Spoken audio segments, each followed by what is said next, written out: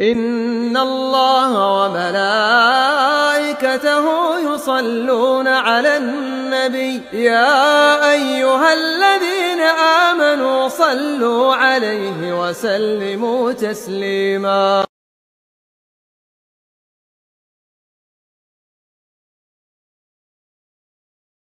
Kapan mereka itu masuk ke Indonesia disinyalir oleh ahli sejarah itu kurang lebih abad 9 Hijriyah atau abad 14-15 Hijriyah. Masehi. Sekitar itu.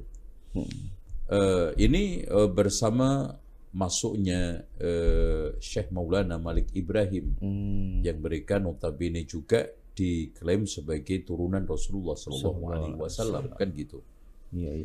Kemudian merebak dan banyak sekali melimpah mereka berdatangan ke Indonesia pada abad 14 Hijriyah. Ya, kurang lebih abad 18-19 Masehi. Mereka migran di dalam rangka untuk berdakwah menyebarkan Islam.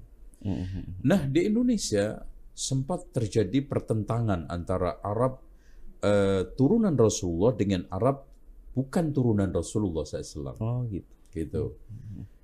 Ketika muncul Jami'atul Khair. Jadi Jami'atul Khair itu adalah satu organisasi yang menampung orang-orang Arab turunan Rasulullah SAW. Nah, kemudian muncullah Al-Irsyad, di mana ini wadah organisasi yang menampung orang-orang selain turunan Rasulullah SAW. Nah, sempat terjadi pertentangan cukup dahsyat antara Jami'atul Khair dengan Al-Irsyad ini. Akhirnya puncaknya Syekh As-Surkati itu keluar dari Jami'atul Khair dan akhirnya mendirikan Al-Irsyad ini yang menampung orientasi intinya adalah Islam. Mau sekarang Arab atau non-Arab itu tidak ada masalah. Mau turunan Rasulullah atau bukan turunan Rasulullah SAW, yang penting mereka itu memperjuangkan Islam. Inilah sejarah tentang masalah habaib, syarif dan juga sayyid. Ya. Dan mereka ini konklusinya adalah mereka dikatakan syarif atau sayyid atau habaib karena mereka itu ada hubungannya dengan turunan Rasulullah SAW, dan turunan Rasulullah itu tidak lain adalah Fatimah, ya otomatis nomor satu adalah Khadijah, Fatimah, Hasan, Husain dan Ali.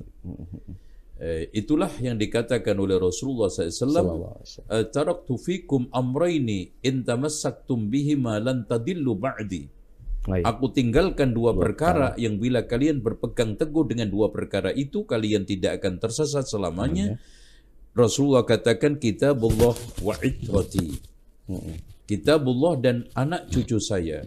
Bahkan Rasulullah SAW juga udzakirukum bi ahli baiti, udzakirukum bi ahli baiti, udzakirukum bi ahli baiti. Saya ingatkan kalian supaya menjaga keluarga saya. Saya ingatkan kalian supaya menjaga keluarga saya. Saya ingatkan kalian supaya menjaga keluarga saya. Dan kalau kita melihat dari hadis Rasulullah, ini ayat Allah dan hadis Rasulullah juga menunjukkan hal itu. Yang paling jelas adalah firman Allah, innama yuridullahu liyudhiba ankum rijza ahlal baiti wa yutahhirakum tathira. Nah, dari sinilah penting untuk kita tegaskan bahwa Ahlul Bait yang dipuji oleh Allah dan Rasulnya adalah yang bisa menyingkirkan ar-rijz. Apa itu rijz? Ditafsirkan oleh para ulama tidak lain adalah al-ithmu, dosa. Wasyirku, syirik, wal ma'asi dan maksiat, dan berbagai macam pelanggaran. Jadi orang yang paling patut, orang yang paling pantas, orang yang paling keren mengklaim keluarga Rasulullah SAW adalah siapapun dari keluarga Rasulullah SAW yang bisa menampilkan sosok bersih dari dosa, maksiat, syirik, bid'ah dan juga berbagai macam pelanggaran, kefasikan. Seperti itulah. Harusnya seperti itu.